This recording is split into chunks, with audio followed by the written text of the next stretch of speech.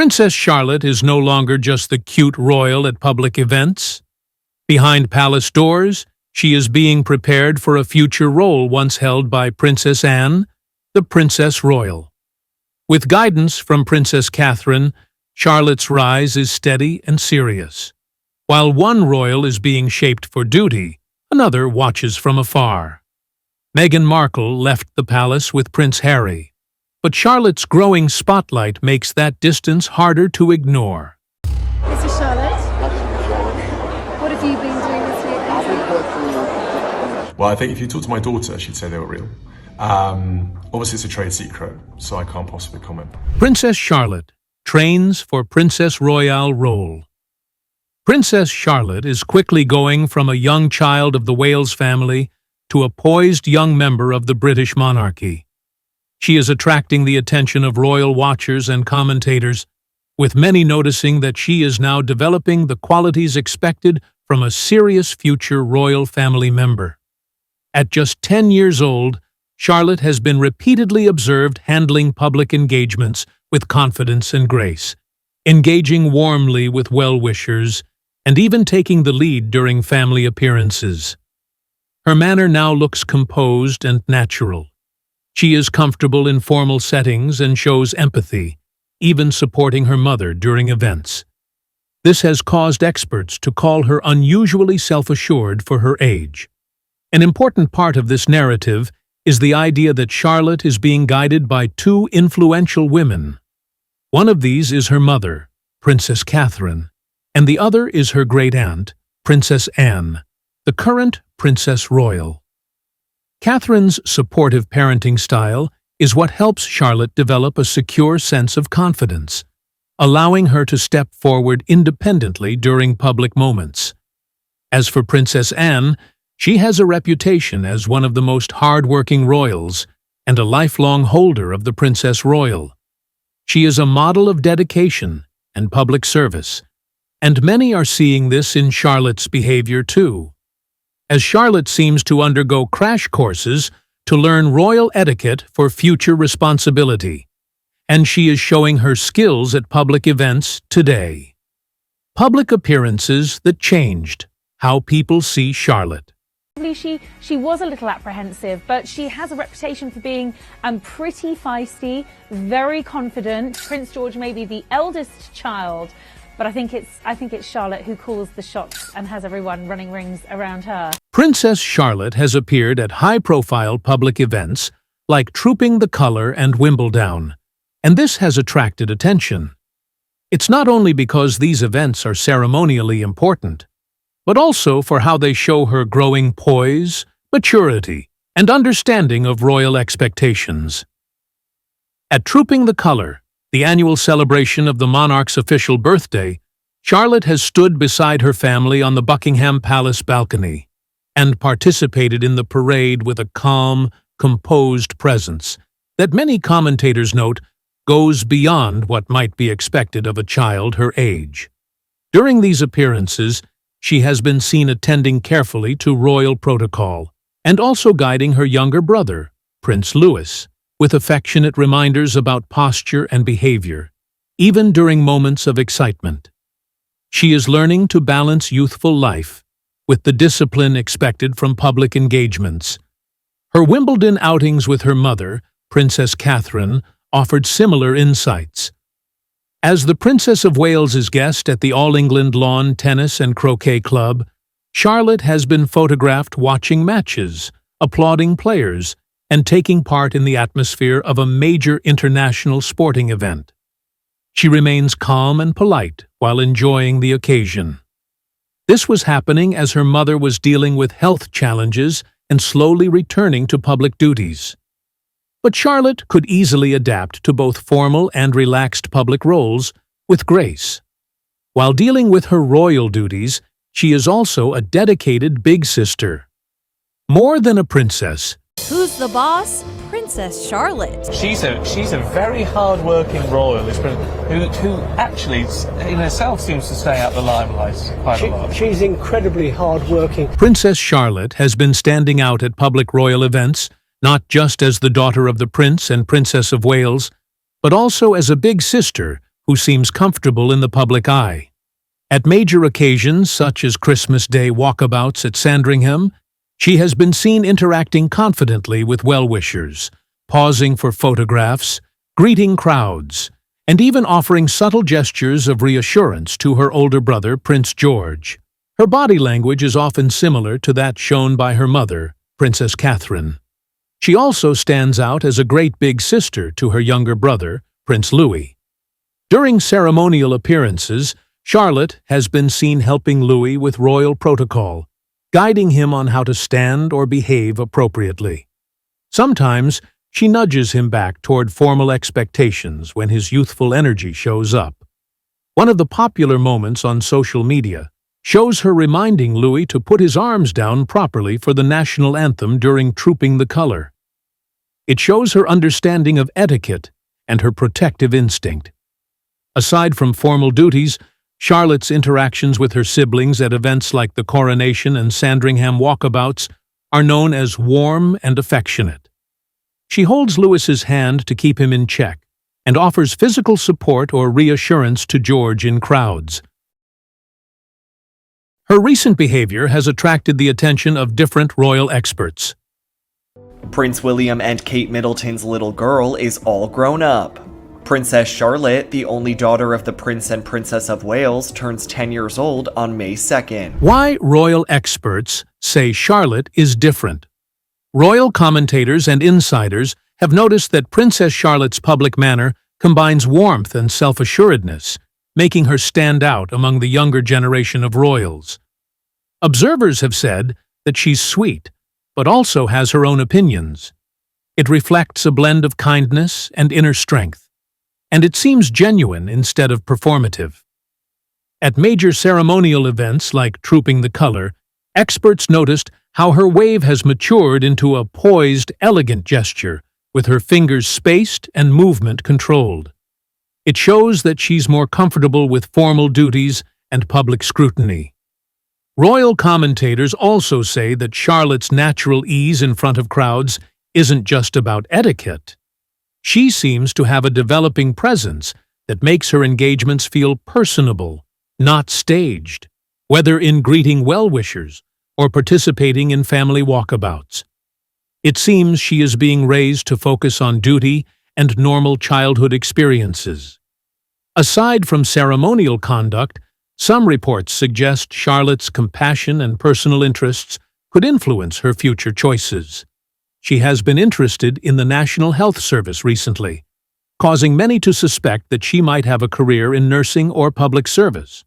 But her training as a future Princess Royal is mostly done by Princess Anne, who also helped Kate Middleton with social etiquette. Princess Anne's hidden influence on Charlotte's future. Princess Anne's influence within the British royal family goes beyond her decades of public service. She is widely recognized by commentators as one of the most steadfast and hard-working members of the monarchy, completing thousands of official engagements over her lifetime and maintaining an unwavering sense of duty. Royal insiders and reports also say that she is a mentor to her niece Catherine in Catherine's early years, and now to her great-niece, Princess Charlotte. According to royal insiders, Anne has been offering Charlotte guidance and crash courses in royal etiquette and public life. She has been teaching her formal protocol and how to carry herself, observe others, and handle complex social moments with confidence.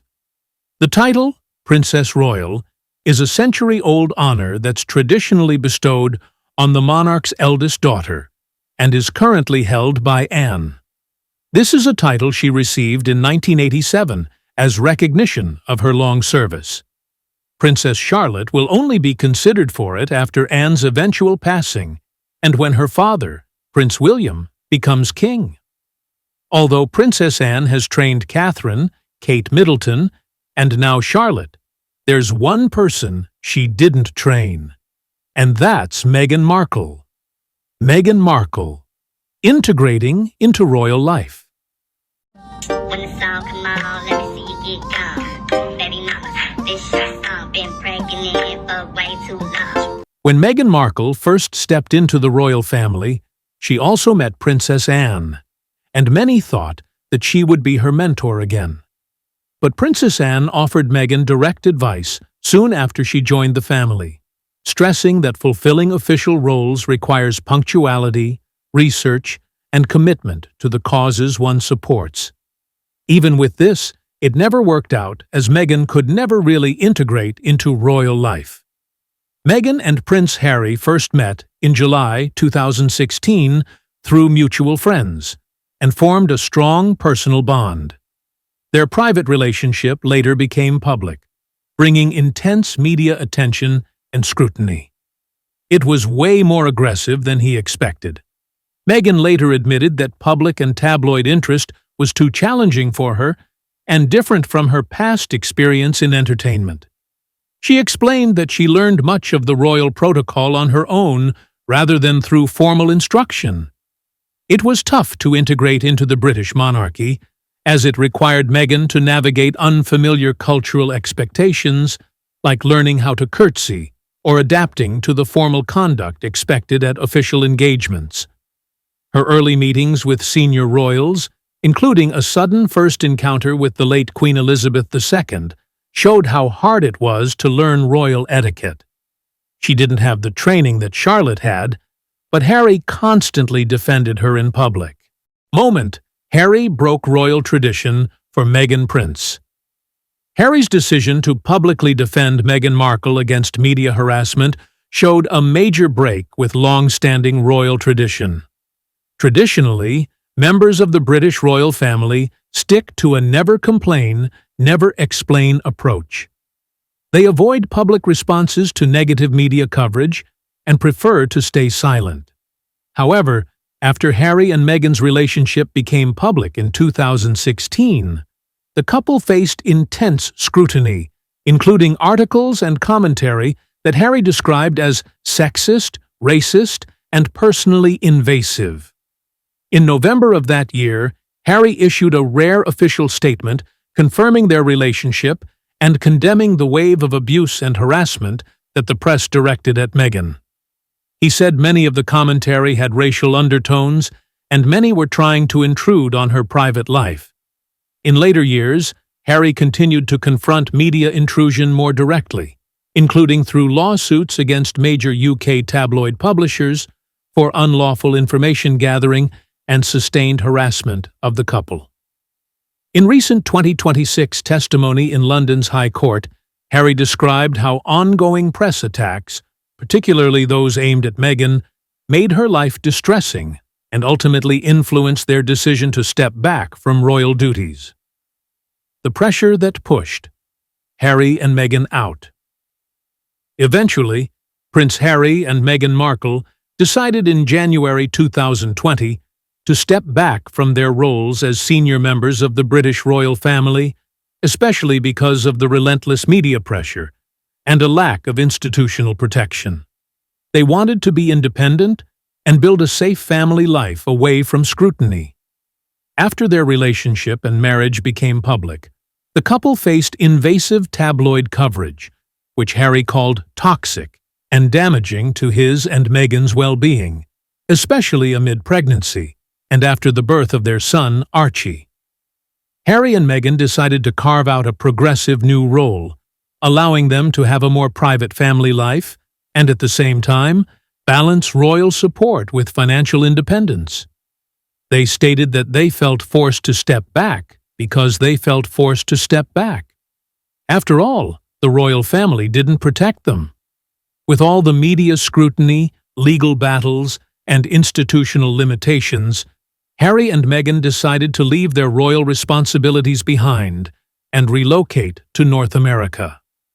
One growing into the crown, one walking away. Throughout the years since Meghan Markle joined the British royal family, royal watchers and analysts have noticed the striking contrast between her integration into the institution and Princess Charlotte's gradual rise within it. Meghan and Prince Harry's relationship became public in 2016, and then they faced intense media scrutiny and a rigid system of tradition and hierarchy that Meghan struggled to adapt to. That led to tensions within palace life and shaped their decision to step back from senior duties 4 years after. On the other hand, Princess Charlotte's early public appearances over the past several years are more of a steady and seamless integration into royal life. It shows her upbringing within the institution and the support of her parents. Many have noticed how confident and easy Charlotte is with crowds, as this is a form of institutional continuity.